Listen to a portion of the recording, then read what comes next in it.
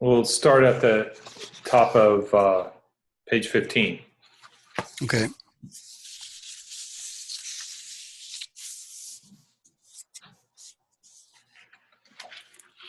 Do you need to see this? No, I can just listen. You can just listen. So it says, Maharishi,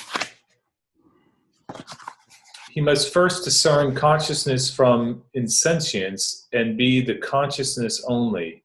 Later, let him realize that insentience is not apart from consciousness. This is discrimination, viveka. The initial discrimination must persist to the end. Its fruit is liberation. So then on number 9, he says, Maharishi, who sees the blank? Questioner, I know that I see it. Maharishi, the consciousness overlooking the blank is the self, big self. Questioner, how is the big I hyphen big I consciousness felt? Maharishi, as an unbroken awareness of I, it is simply consciousness. Questioner, can we know it when it dawns? Maharishi, yes, as consciousness with a small c. You are that even now. There will be no mistaking it when it is pure. Questioner, why do I have such a place as the heart for meditation? Maharishi, because you seek consciousness. Where can you find it? Can you reach it externally? You have to find it internally. Therefore, you are directed inward. Again, the heart is the only seat of consciousness, or the consciousness itself. Maharishi, your self, big self, is intimate to you. You are aware of the self. Seek it and be it. That will expand as the infinite. Questioner, in my meditation, a blank interposes. I see no figure. Maharishi, of course not. Questioner, what about the blank? Maharishi, who sees the blank? You must be there. There is consciousness witnessing the blank. Questioner, does it mean that I must go deeper and deeper? Maharishi, yes. There is no moment when you are not. Maharishi, the self has no sight or hearing. It lies beyond all these, all alone, as pure consciousness. Maharishi, what are you? You are not the body, you are pure consciousness. Questioner, may I take it that the self and the non-self are like substance and its shadow?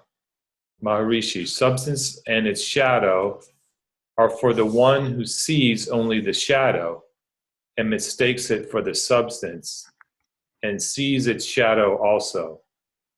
But there is neither substance nor shadow for the one who is aware of only of the reality.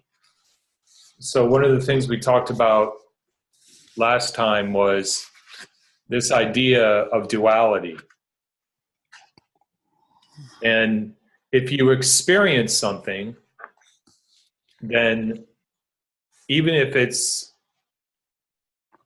mystical, so to speak, if it's,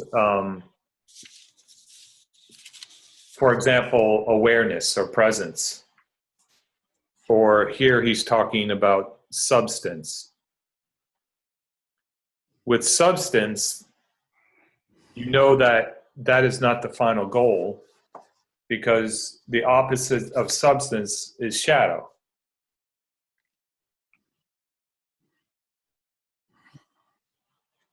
The opposite of presence is absence. So if I have this amazing experience of overwhelming sense of presence, what he's saying is that is not the final goal. You need to go deeper and deeper. Because presence is merely in duality and is the opposite of absence.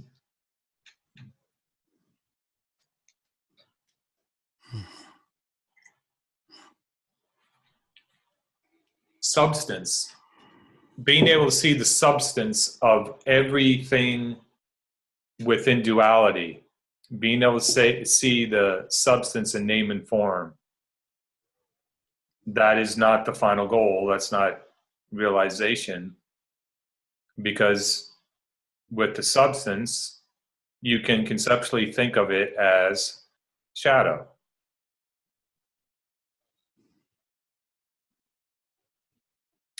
And number two, you can experience substance. You know what substance is. You can recognize it, maybe not through the physical eye, but you can still perceive it. So therefore, that is not the end goal. You need to go deeper and deeper, as he says.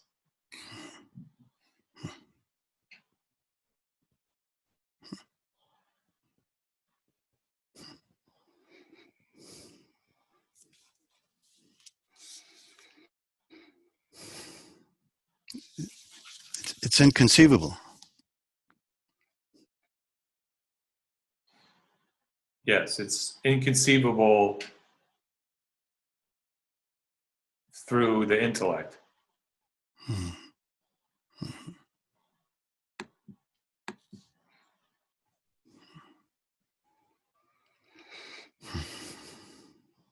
But it doesn't need to be conceived by the intellect in order for enlightenment to happen.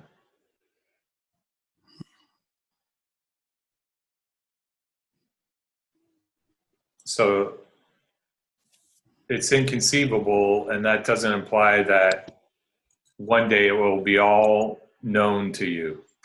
And why is that? Because if it was known, it would be an object in duality. And what's the opposite of known? Unknown. Yeah. So you can figure, okay, just there's a pair of opposite to that.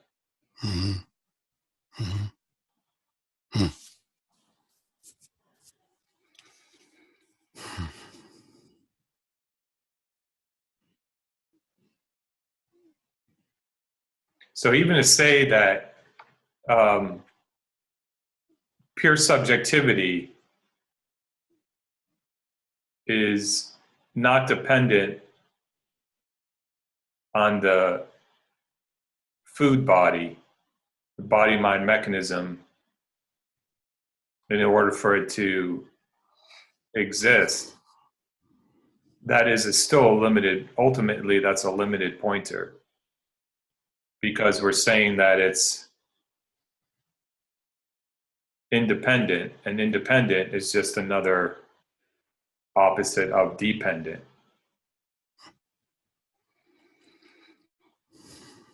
So what happens is that you, through negation, you become less distracted by spiritual experiences. You become less enthralled by spiritual experiences. You pay less attention to spiritual experiences. They are enjoyed, but the experience is seen as something that exists within a fluid state of duality where everything's always changing.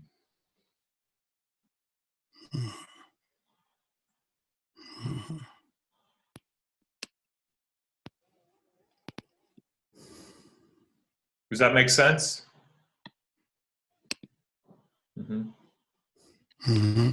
At least intellectually, it makes sense. At least intellectually, it makes sense. So that's the whole problem. It's like, well, how do I get to a deeper understanding of it? Right. And traditionally, there's 3 stages of knowing. First, you hear it, then you reflect on it, and then you actually have the experience of it. Now, when the experience of it means that you become it.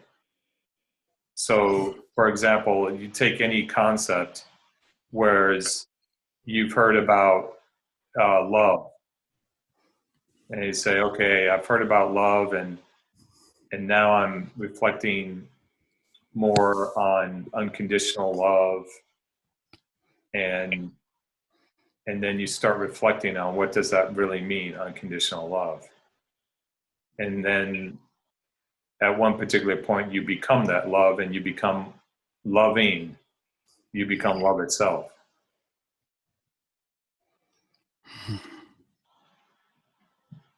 So one of the specific ways to get from that top level, so to speak, notionally, to the bottom level, even Ramana says you have to go deeper and deeper, is through self-inquiry.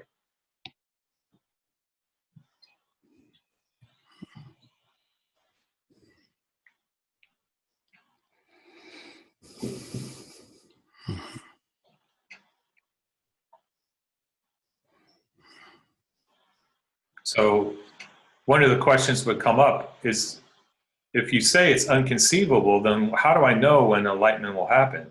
Or if it does happen, how do I know it happened if it's unconceivable?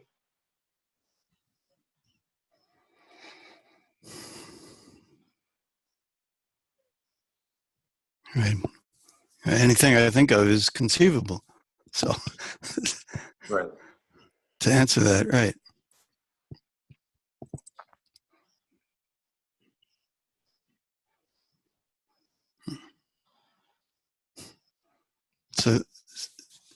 So you can't know then, intellectually at least. Well, but then how would someone know that it's happened? There's people that say enlightenment happened. So how would they know that it happened? Maybe the duality, they don't experience duality anymore in some sense. Not experience, but there's some absence of duality. Well, the actual impersonal event, how would someone know that happened? And so then this is where the line of inquiry comes. So we have to define our terms. What is enlightenment? So remember, it's not an additive state. So you were talking about, oh, I'm not going to live in duality anymore or experience duality. But before realization, chopping wood, carrying water. After realization, chopping wood, carrying water. What does that imply? Nothing changes. But yet there is a perception that enlightenment happened. Well, what you said is the seeking stops. Yeah, so the basic thing, and I don't mind repeating over and over, is that you always have to go from the known to the unknown. So in this situation, we don't know what enlightenment is. What's the opposite of enlightenment? Seeking. We know what seeking is. We don't know what the end of seeking is, but we know what the seeking is. That's known. So we have to, right? You know what seeking is because you're coming here. I mean, I'm not talking about like a very abstract, I'm talking about very practical, that you feel compelled to read spiritual books and to ask questions and come here. It's very simple term about seeking. It's a desire for liberation, even though we don't know what liberation is. So we come here and they're seeking. It's like there's a reason why you're here, so that's seeking. Now, there's a desire behind that. So what we're saying is when that desire falls away and the seeking falls away, that we could, if you reflect on it and if you use self-inquiry, you could kind of see like, okay, well, what that means is that I don't have any more spiritual questions regarding enlightenment. I don't have the desire. There's no longer a desire for enlightenment. there would be the absence of something.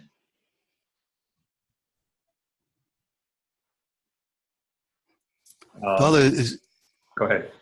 is seeking a way, a sense of trying to escape from reality? Is that what, like there's no more trying to escape from things or something? Someone could use seeking as an escape from their daily problems, but that's not what I'm referring to. I'm referring to someone who has a desire for liberation, which in Sanskrit is called mumukshvatva. It's a desire for liberation, and the seeking is a pursuit of that, whatever that is. We don't know, but we know what the seeking is. It doesn't really have to be articulated that much. Okay. It just, you're here because of seeking. Yes. So whatever that is, at some point when total realization happens, that drops off. And that's what we're defining enlightenment. Now, what we're defining by enlightenment is when that happens, when the seeking drops off, and that which is seeking as a notional entity, the seeker, drops off, then we'd say, okay, well, what is that like? And we can't know it as the seeker. And so another question would be, well, how do we know when it happens? Now, so look at the question, how do we know, or how do I know when it happens? Well, we're going back to an I, an entity, trying to conceive of itself dissolving.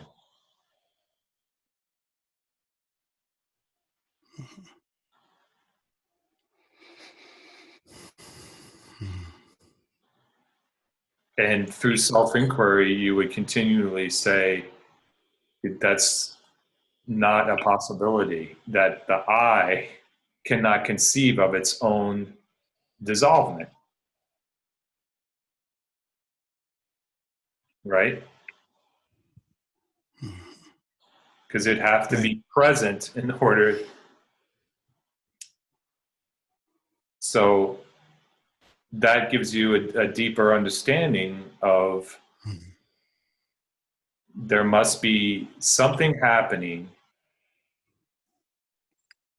simultaneously as a desire to know what it's like for this entity to dissolve.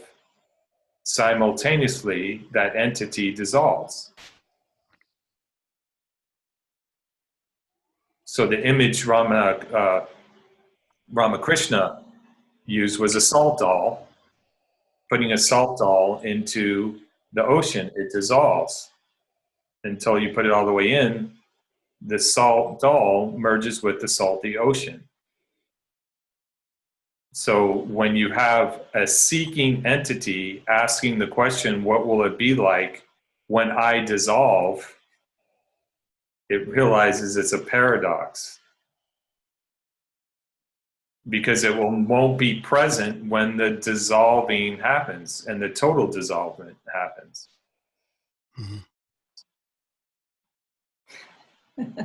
Yeah, it's pretty funny.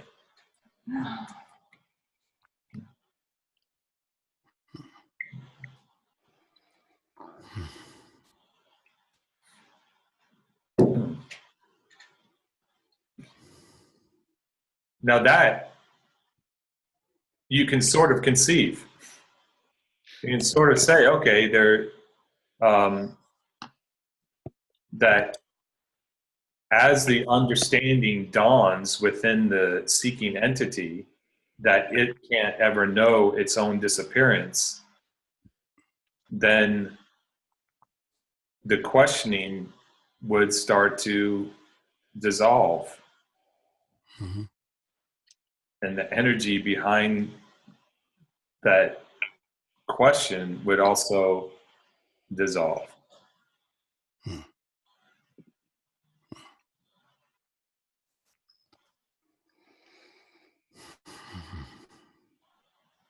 And so they say, okay, well, if that's happening, the self-inquiry would be, well, what would it be like sort of, I would say, the dawn before it happens? So there's still a little bit of the seeking entity, but it's still not totally gone. And it typically manifests as, who cares? Typically manifests as, it doesn't really matter if I'm enlightened or not, because of the contradiction that's involved. And you would actually ask, who is it that cares about enlightenment? Not as in a spirit of resignation and throwing up your hands, but as a true understanding of who is it that really cares? Because that person that's really caring is getting in the way. And that person that's caring about enlightenment, if the inquiry is going, I don't want to say in a positive way, but if it's being effective, then the entity will dissolve.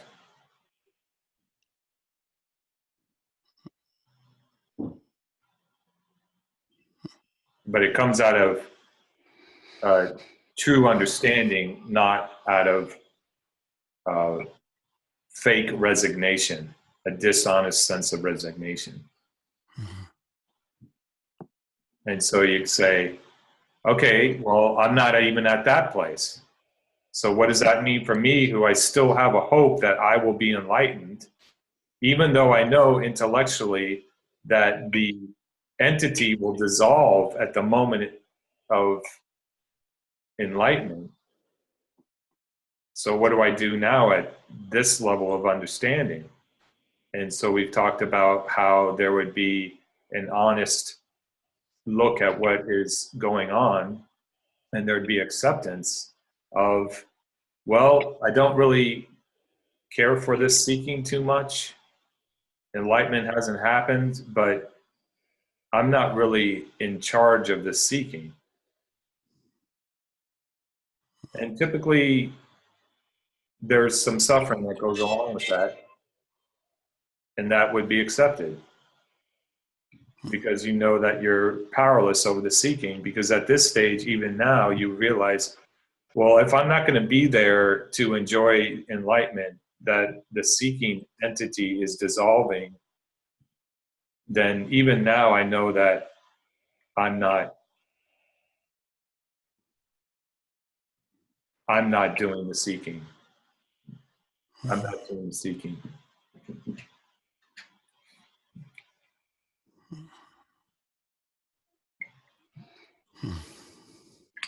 Yes, Brendan. Oh no, Okay. all sounded very familiar. So Mm-hmm. that sense of resignation, which I had told you about, Mm-hmm. just wanted to quit seeking. Mm-hmm. But it was more of a giving up, right? Right. And not a happy feeling. It's not a happy feeling. And you can't give up.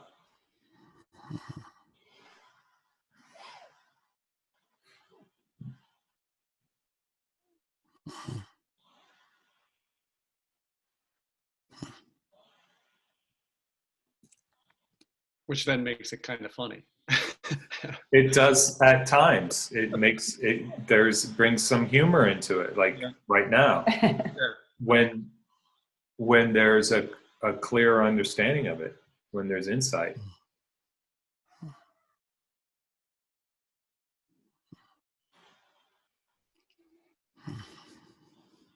There definitely would be less suffering, and more tolerance for it too, and more endurance and more perseverance, which is the opposite of resignation.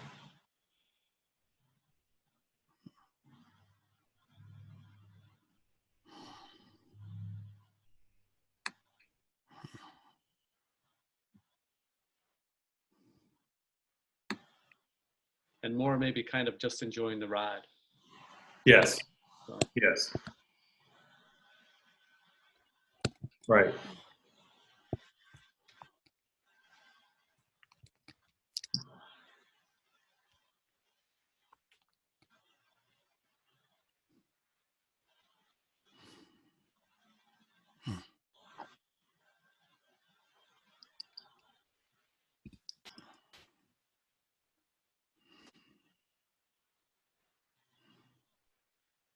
Any questions about that?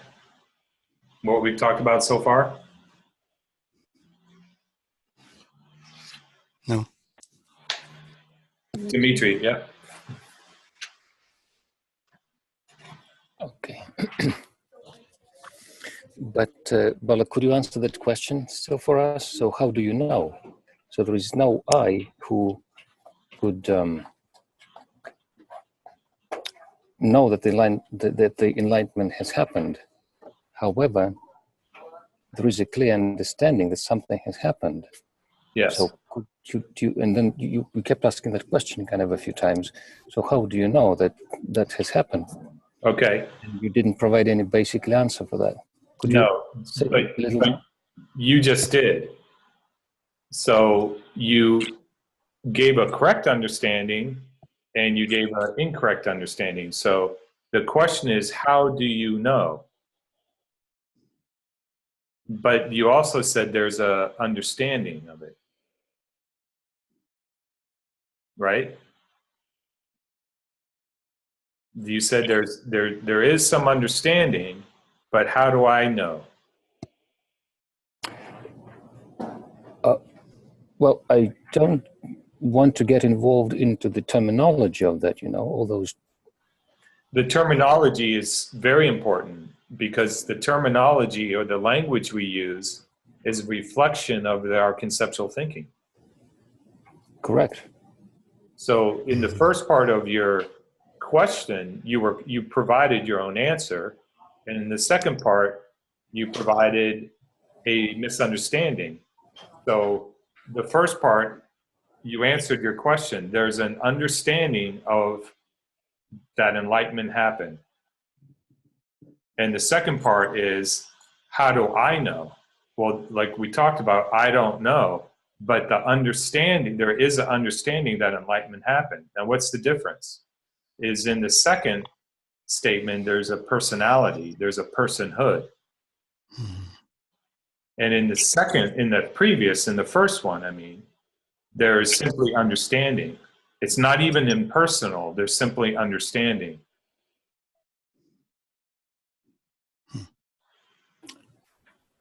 I follow you. So then the next thing would be, then if that is true, then there doesn't have to be this entity or this claiming me or false sense of authorship in order for perceptions to happen or to occur or to register. The perceptions are happening. So now we go back to the famous Buddhist saying, there's actions without an actor, perceptions without a perceiver, feelings without a feeler, thoughts without a thinker. And you go, oh, okay. Extrapolating that information from what we've heard before and saying, okay, I'm going to put that in here to have a better understanding of how this claiming entity, this possessive entity, really has no effect on perceptions, actions, feelings, and thoughts. And you say, okay, if that is true, then why do I have this feeling that I'm actually perceiving? And the short answer is it's Maya, it's an illusion. So then you would say, if Maya drops off, then there would simply be perceptions without a perceiver. You'd say yes.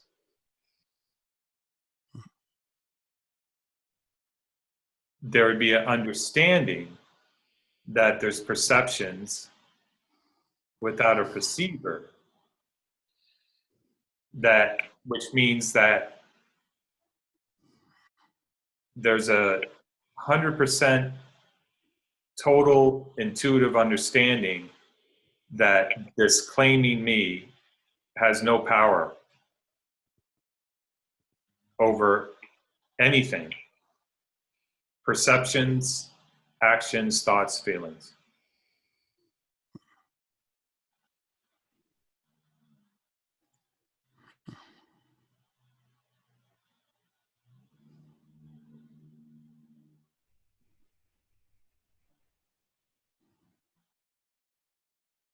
So when we talk about this claiming me or sense of personal doership or false sense of authorship, it's really a feeling.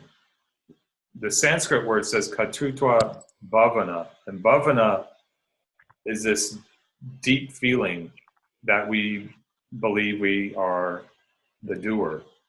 And Ramesh called it divine hypnosis.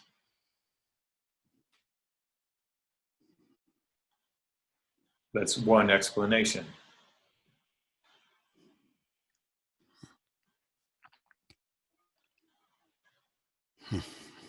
And at some level, divine hypnosis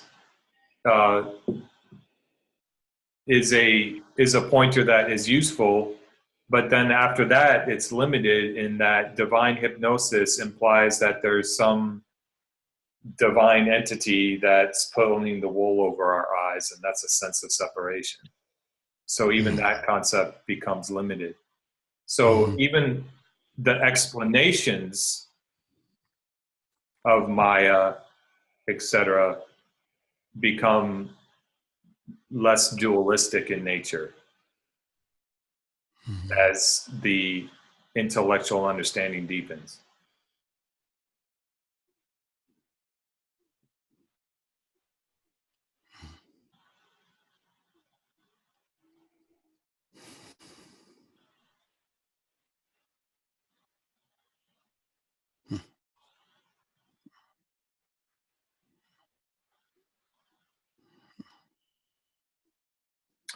And it applies also to self-inquiry. When self-inquiry is done in a non-routine, non-rote type of way, there's feeling behind it. So we were all kind of laughing there for a minute about thinking about how the entity is seeking God, but it's actually the dissolving of God, of that seeker and the entity.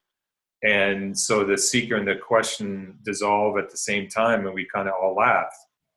Well, that's a feeling. When we laugh, there's an emotion behind it. And that means that we have some kind of, at least for that moment, deep appreciation of the paradox in all this. And that is not just a routine, rote, mechanical way of doing inquiry. When you start having a little smile on your face about these concepts, then it's hit at a deep level. And so at that level, we say it's not uncommon for a seeker to say, well, it's all a leela, it's all play. And that kind of makes sense at that level because it's all play, it's all leela. I didn't get that.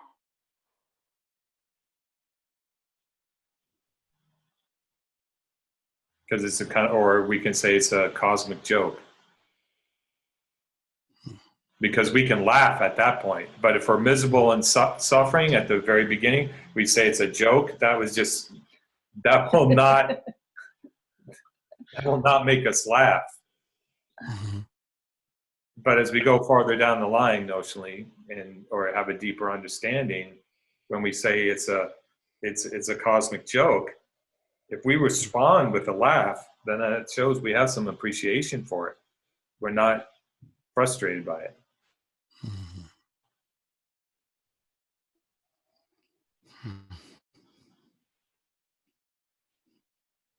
Someone who, in the relative world, someone who's able to laugh at themselves has a nice, strong sense of themselves, and they're secure.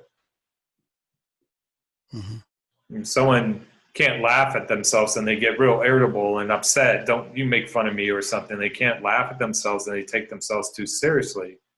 They have a less secure sense of themselves. Mm-hmm. So the same thing with the seeking. When you have a very secure understanding of the seeking, and someone says it's a cosmic joke, then and you laugh, it's because there's a secure sense of you've been through all the other stuff. Mm-hmm.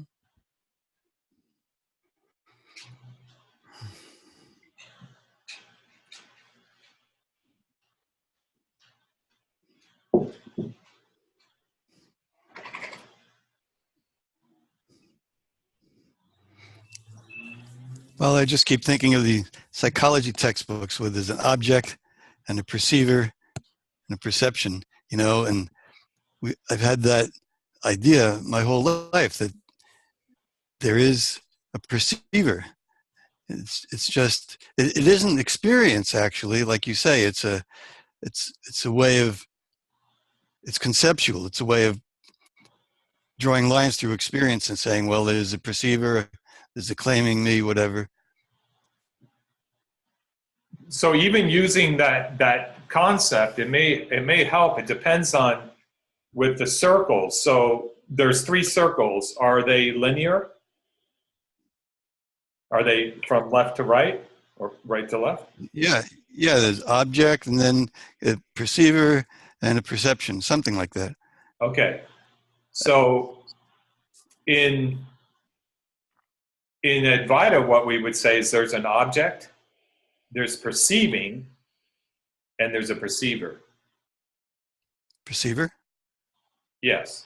There's an object, there's perceiving, and there's a perceiver, one who perceives. Right? Okay. And so when duality drops off, then the bookends of the 3 circles, the ones on the outside, drop away. The object and the perceiver. And what's left is perceiving.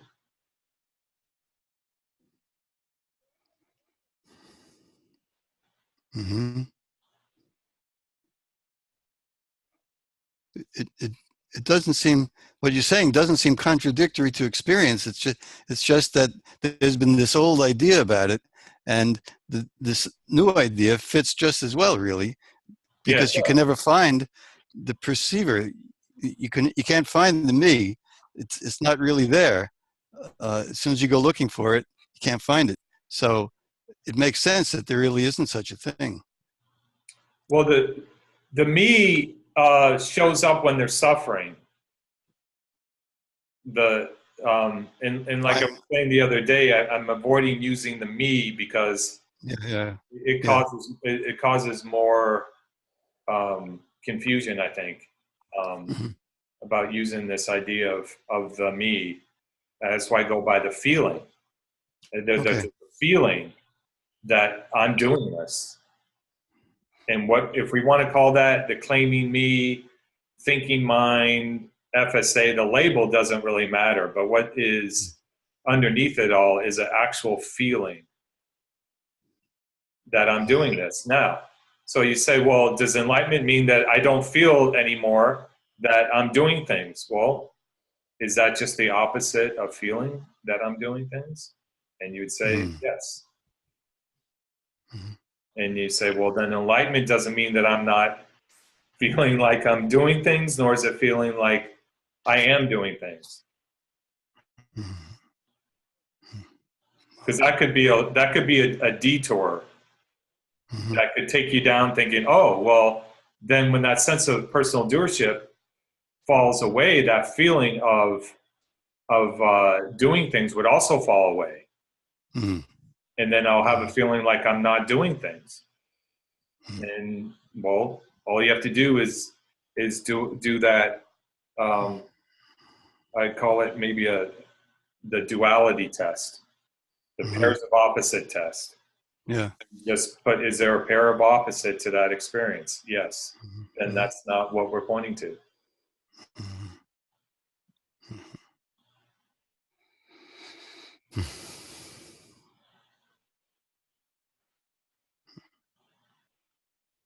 And so through self-inquiry, you're able to let go of these, throw out these gold bricks that's on the donkey's back. It's like, oh, okay. So enlightenment, it means that it doesn't mean that I'm going to not have that feeling of sense of personal doership, and you throw that brick away. Enlightenment means that it doesn't mean that I'm going to be witnessing all the time, because witnessing is the opposite of involvement. So you throw that brick away. Enlightenment doesn't mean that there's going to be, I'm going to perceive substance all the time. Oh, substance, opposite is shadow. Okay, throw that out. And as you throw these concepts out, these misunderstandings of what you think enlightenment is, there's more freedom. I think, didn't Wayne write a book, Enlightenment is Not What You Think, or something like that? Yeah. So it's that whole process of enlightenment's not what you think. And so you throw off these concepts. And that you will find that it as the misunderstandings are throwing away these gold bricks, there's less suffering.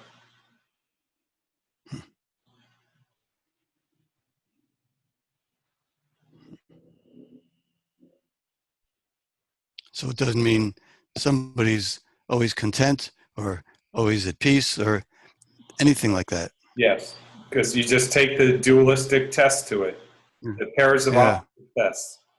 I think I'll use that word or something.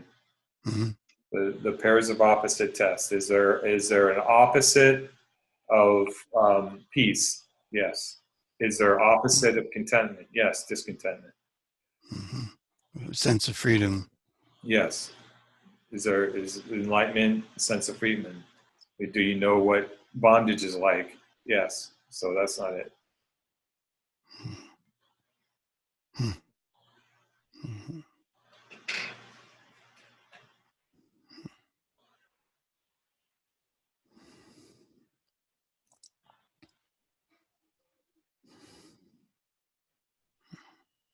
So when someone says at that stage, well, then if I'm not getting anything out of it, then, why am I still doing this? And so there's two misconceptions behind that. One is that you think you're doing it. And two, there's this, picture a salt doll just standing above the ocean that hasn't been dipped in it yet, saying, well, if I'm not getting anything out of it, I'm not going to let myself be dipped in the ocean.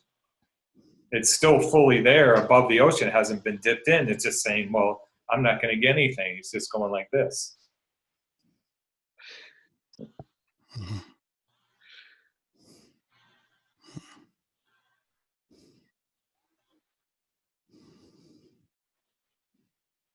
And as soon as the dawn of understanding comes in, then slowly the feet go in of the salt doll and up to the ankles, and you start saying, okay, actually, as I see that I'm dissolving, the question is dissolving simultaneously.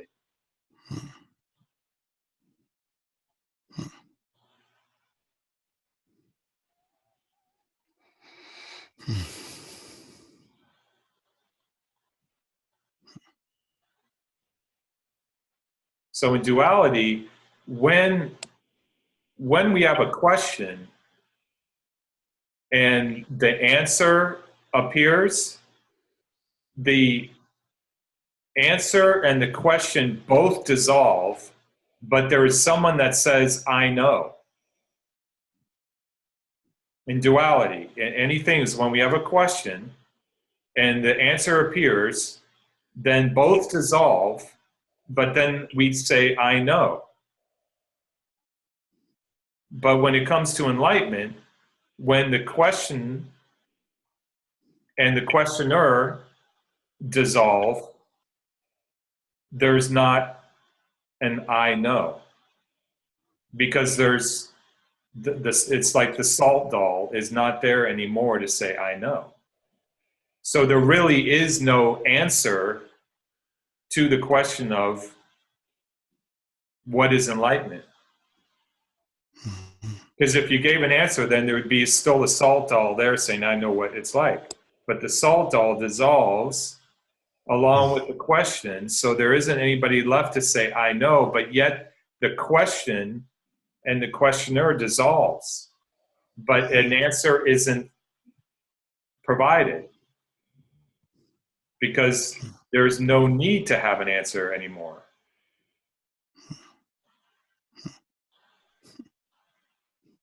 But in any other experience in duality, when we have a question and an answer comes along, the question and the answer both dissolve, but then someone says, I know now. Now I get it. I know.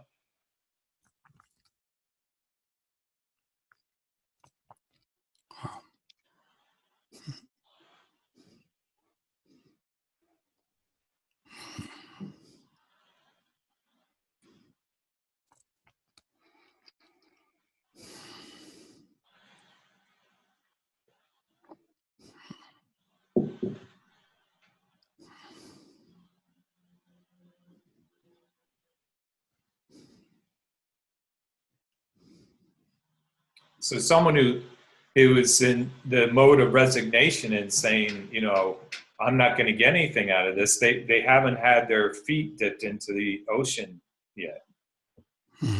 Because when you have a taste of what it's like to have your feet dipped into the ocean, then there's a bit of a relief of the seeking. And then you also get a taste of what the process is like.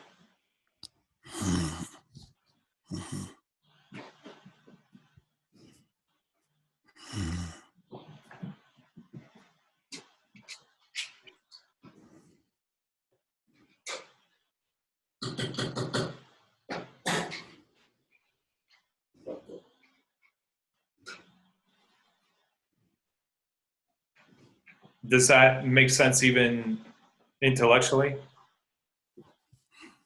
Yeah, more than intellectually. It's like the suffering and the I arise simultaneously, and the question will show up as together. They're the same thing, kind of. And there's only questions because there's an I or a claiming me or whatever we call it, and the question and that thing dissolve, and things get easier. I see that. So what am I going to get is the problem. There's an I that wants something. Asking that question, what am I getting, is that which is preventing the process of the salt doll entering the ocean. I mean, you don't have power over that, but I'm just using the analogy. It's as if it's saying, I'm not going in. I'm not going in yet. And as soon as you start accepting that I'm not going to get anything from enlightenment, is the dawn of the understanding when the salt doll begins to hit the ocean. The feet of the salt doll begins to dissolve. And ironically, then you notice through experience that there's less frustration in relationship to the seeking. So originally there was a thing, but I need something, and I'm not going to get it. And so then it feels terrible. Mhm. But with this understanding, it doesn't feel terrible at all. It feels Right. like that's the solution to it. It actually would feel like a relief. Yeah. Yeah.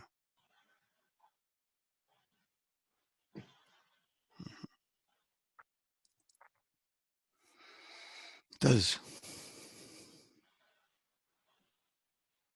And so some teachers refer to at that point when the salt all's going like this, well, I'm not going in. I'm not going in. Nope. If I'm not getting anything, I'm not going in. And they would say, faith, you have faith. You have faith that it's like, okay, I'm going to, even though I know I'm powerless, I'm going to allow the universe to put me into the ocean. And the fear drops away. The concern of what will I get out of enlightenment drops away, even relatively, even a little bit.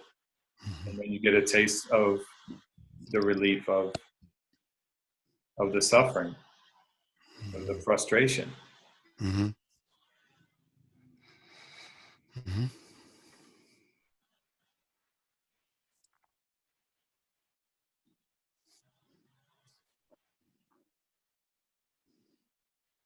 So that's what he's doing here through self-inquiry.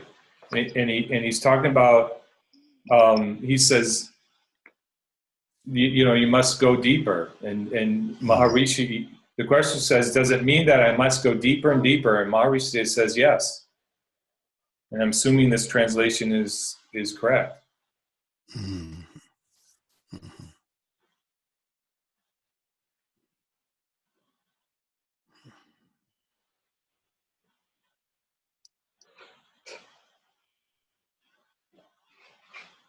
So Maharishi goes, on meditation, the relative consciousness will vanish. This is not annihilation for absolute consciousness to arise. On meditation, the relative consciousness will vanish. This is not annihilation for absolute consciousness arises. And then he goes on to say, the real existence is the only one with the capital O, devoid of object knowledge. The real existence is the only one devoid of object knowledge. That's what we were talking about previously. That is absolute consciousness. That is the state of happiness, as admitted by all of us. The state must be brought about even in this waking state. Before the rise of the I thought, the concepts are absent. Therefore, you are beyond time and space. The I thought is only limited I. The real I is unlimited, universal, beyond time and space. They are absent in sleep, just on rising up from sleep and before seeing the objective world. There is a state of awareness, which is your pure self, that must be known.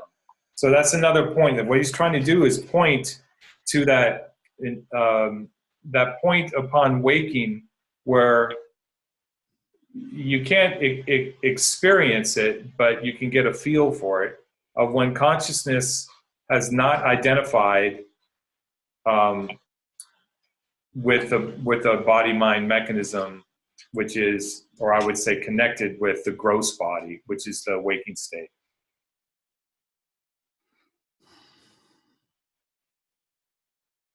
And I would say it's the awareness is always present, and when it's upon waking, the other day we were talking about identified. Identified just means labeling, pointing out, but a sense of possessiveness takes over, and the awareness, in combination with the gross body, produces the waker. Awareness in combination with the subtle body produces the dreamer. Awareness in combination with the causal body produces the deep sleeper. So when you have awareness, and before it's added on to the gross body, he's saying, look at that awareness, if you can, before it's combined with the gross body. Because as soon as it combines with the gross body, that sense of possessiveness takes over and says, I am the waker. So in order for you to say, I am the waker, pure consciousness has to be in combination with the gross body. So pure consciousness plus gross body equals I am the waker.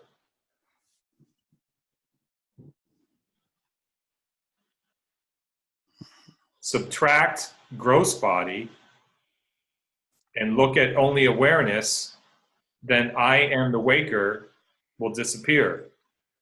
That possessiveness, that claiming that I am the waker, that's what he's pointing to. Does that make sense? So you have pure, on the left side, you'd have pure consciousness plus gross body equals I am the waker. All right? You minus the gross body, there's only awareness, then therefore you cannot say equals. The equation falls apart. So I am the waker also falls apart when you minus gross body. And you're only left with, well, not only, but you're left with pure consciousness. And that's what he's trying to point to there. In the morning, if you can, see if there's a feeling of awareness before it combines with the gross body. Now, there's a disclaimer. This is, pointer number 57 out of, let's say, 120, or I'm just whatever. 108 is a auspicious number. So this is number 57. This particular pointer did not resonate with me. Even though Ramana said it, Nisargadatta points to it, but yet it's a pointer that's available. If you find that it's fascinating and you think about it with emotion, some feeling behind it, then it could be a very useful pointer. For me personally, it wasn't, but yet it's there. He's offering it.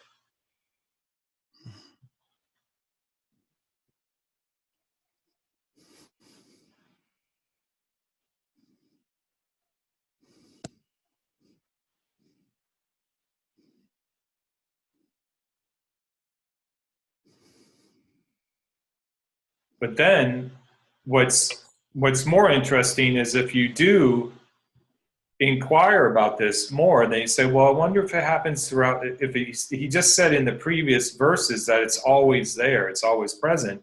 So it's not just upon waking.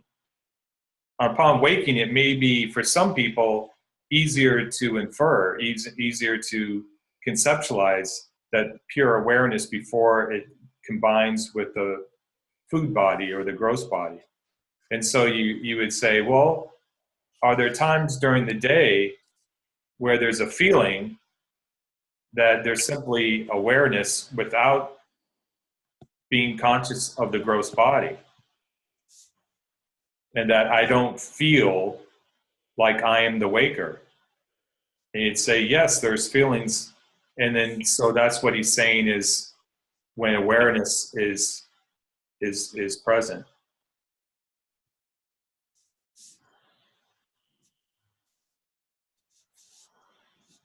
And then you go back and say, oh, okay, that's awareness. Then you say, oh, is this it? Is that what enlightenment is? Awareness. You put the dual pairs of opposite tests to it, and you say, okay, well, is awareness, what's the opposite of awareness? Absence. Oh, okay, then that's not it, but it's a pointer.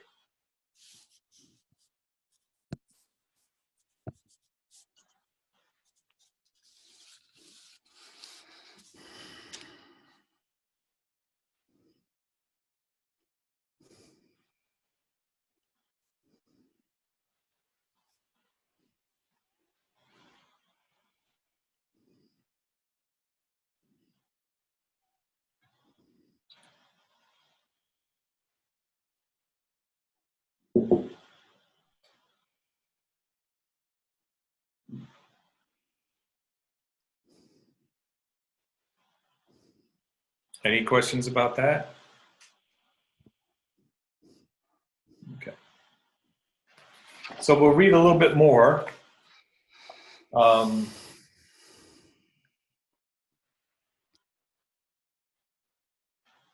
So he says, going back, before the rise of the I thought, the concepts are absent, therefore you are beyond time and space. The I thought is only limited I. The real I is unlimited universal, beyond time and space. They are absent in sleep. Just on rising up from sleep and before seeing the objective world, there is a state of awareness, which is your pure self. That must be known. Then on number 19, he says, you ask, but then why is there no happiness? What is it that prevents you from remaining as a spirit which you are in sleep? You yourself admit that it is the wandering mind. Find out the mind. If its wandering stops, it will be found to be the self, your I consciousness, which is spirit eternal. It is beyond knowledge and ignorance. So someone had asked him, but then in that state, there's no happiness. Happiness as what we understand happiness from a dualistic perspective. Meaning, what is happiness? You define your terms. What is happiness? Happiness is just the fulfillment of desires. Well, what are the desires coming from? They're coming from the individual. So the individual desires only temporarily being satisfied. And we know from experience that new desires will come up. And so this samsara, this maya, is always a fluid motion of desires being met. Sometimes they're not met. Frustration when they're not met. Short period of happiness when they are. Unhappiness means when they aren't. It all stems from the entity who is projecting out the desires in the material world and then go seeking after it.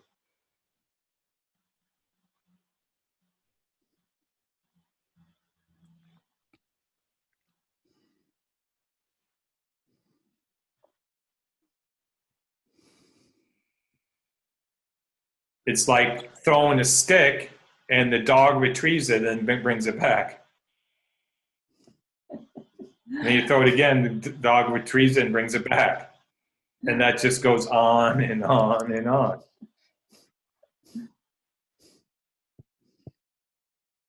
Okay, I got the stick. I got the stick. For this moment, I got the stick. I bring it back. And it sits down. And it's thrown again. I don't have the stick. I don't have the stick. I don't have the stick. Gets the stick. I'm good. And then it brings it back. I don't have the stick now. And he throws it and that goes on and on.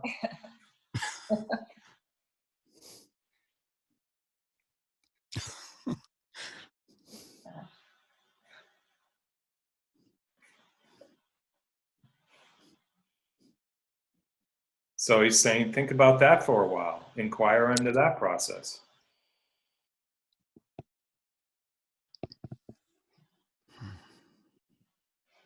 Now, for those of you who studied Bhaja Govindam, that there's 12 verses that talk just about that, going after the stick, getting it, and bringing it back. The first 12 verses that we studied, it talks more in detail about that.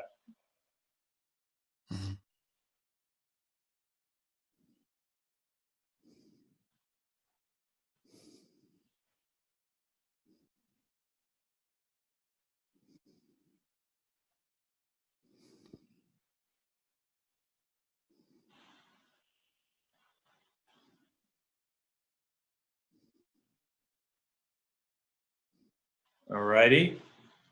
Alrighty. Any other final questions before we sign off? No? Okay. Namaste. Namaste. Namaste. Okay.